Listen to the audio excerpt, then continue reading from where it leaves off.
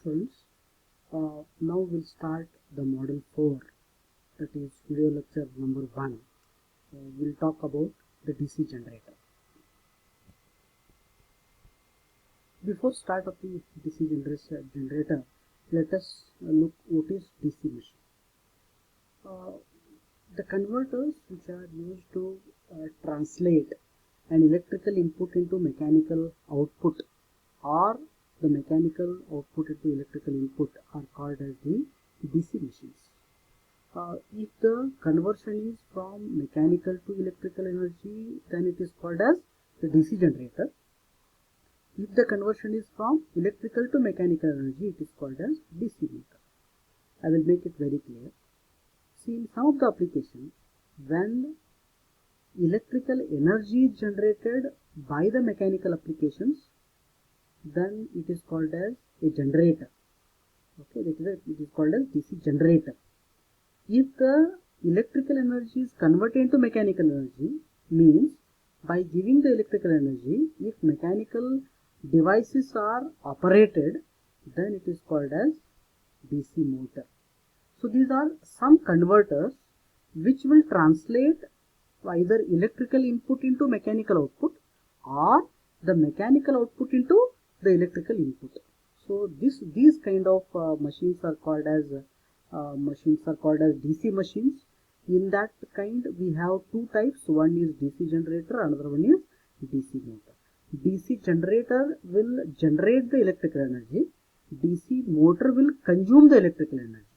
So it will take the electrical energy and produces the mechanical output, where DC generator will, from the mechanical energy, it will generate the electrical energy. This is the difference between DC generator and motor. Let us study what is the working principle of DC machine as a DC generator. Means now we are studying the working principle of DC generator.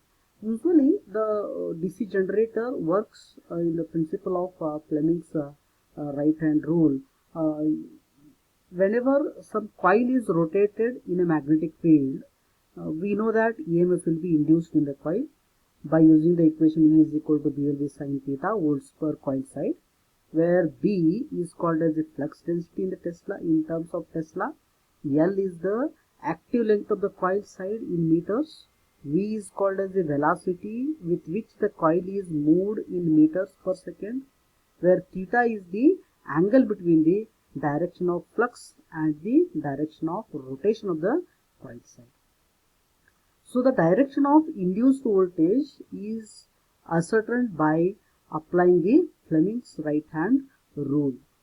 So now we'll see what is the construction of the DC generator.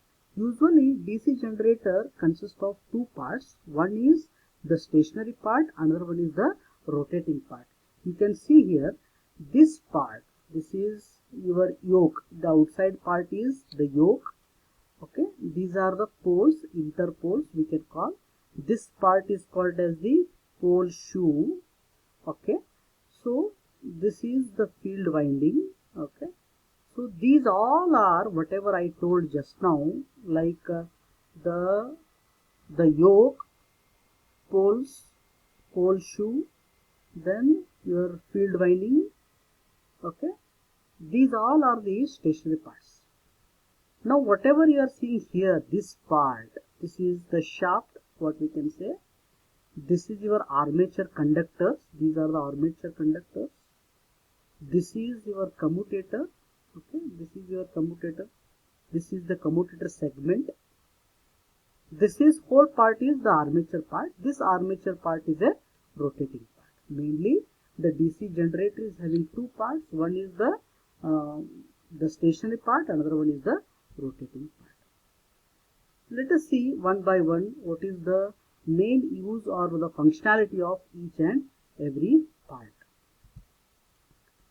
As I said, yoke, this is the outermost cover of the DC machine, which also acts the insulating materials are protected from the harmful atmospheric elements like moisture, dust, various gases like SO2, acidic fumes, etc.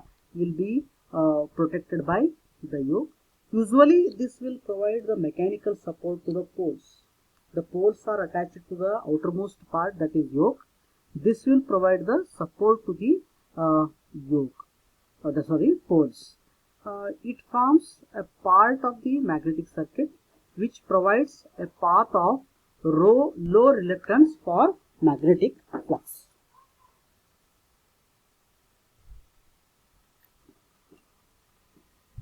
Let us study what we mean by poles.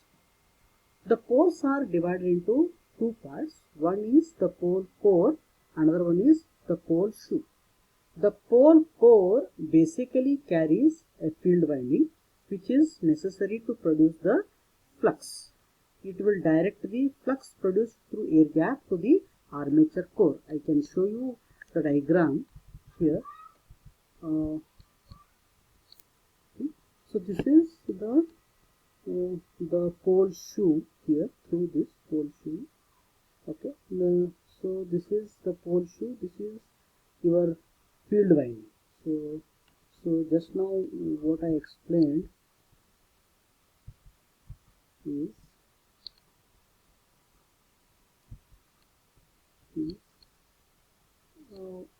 the pole core, it carries the field winding which will produce the flux. It directs the flux produced through air gap to the armature core to the next pole. That's right. Through that pole shoe, it will go to the next pole. The pole shoe enlarges the area of armature core to come across the flux which is necessary to produce the larger induced EMF. To achieve this, the pole shoe has a given particular shape. So I will show you the pole shoe. This is your pole shoe, which is in this particular fashion. This is your field winding.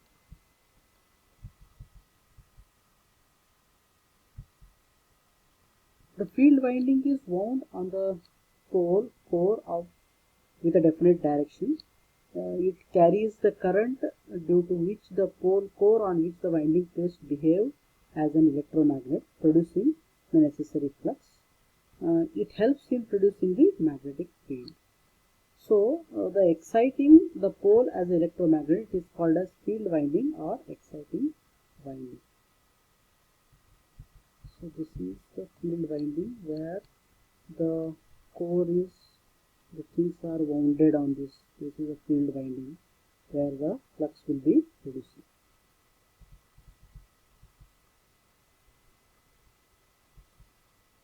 Let us go with the armature. As I said, it is again divided into two parts. One is armature core and armature winding. Armature winding means it is wound on the core. Armature core is a cylindrical in nature, in shape. It is mounted on the shaft.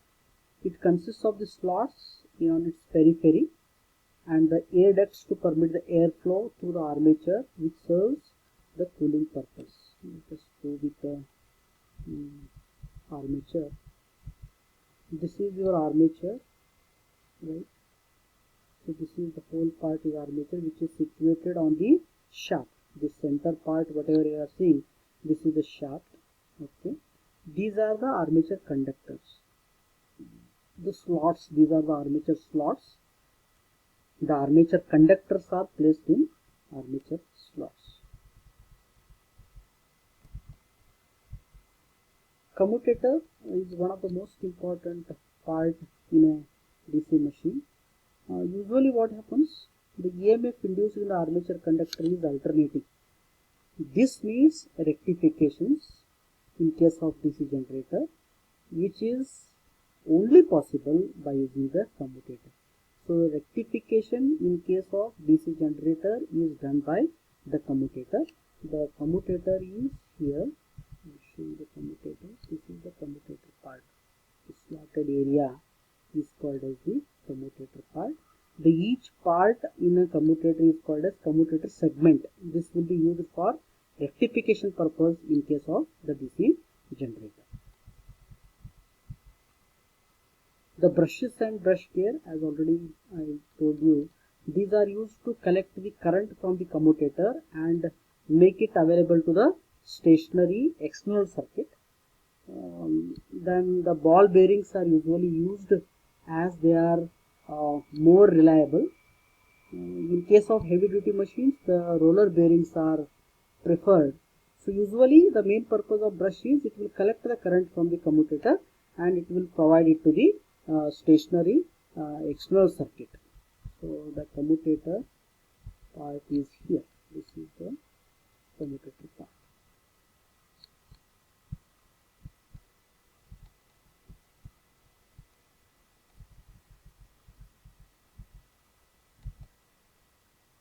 So brushes and brush gears, here only the brushes will be there.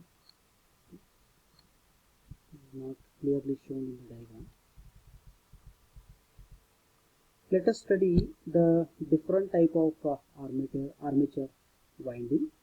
There are windings on the armature. So there are two types of armature windings. One is the lap winding, another one is the wave winding.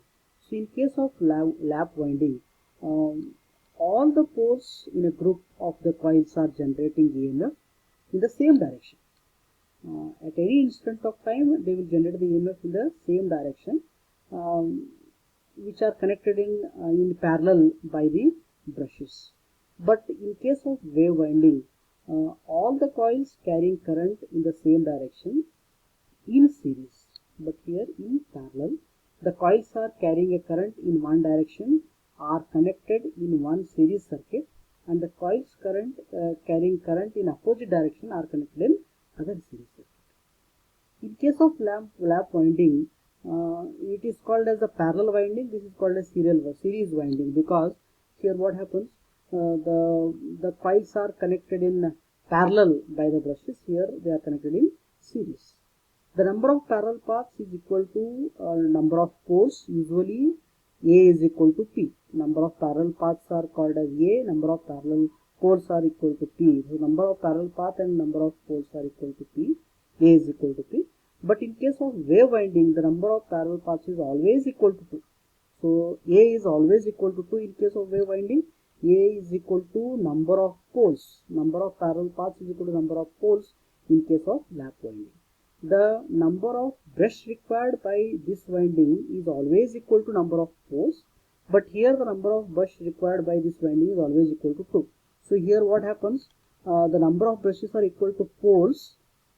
Number of brushes and number of parallel paths are equal to the number of poles in case of lap winding, but here both are, number of brushes as well as number of parallel paths are equal to 2 only. The machine using lap winding requires equalizer rings for obtaining better communication. The machine using wave winding does require dummy coils to provide the mechanical balance for the armature. The lap windings are used for low voltage and high current machines, but the wave windings are used for high voltage and low current machines. This is the most important difference between the lap winding and the wave winding. Usually remember, lap windings are used for low voltage and high current machines, but the wave windings are used for high voltage and low current machines.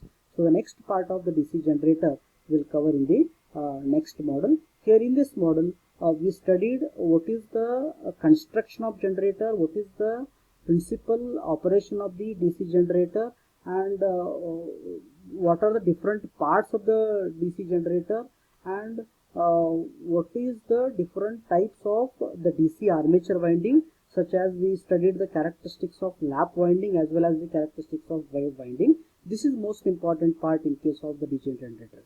Okay. Next part we will study in the next video.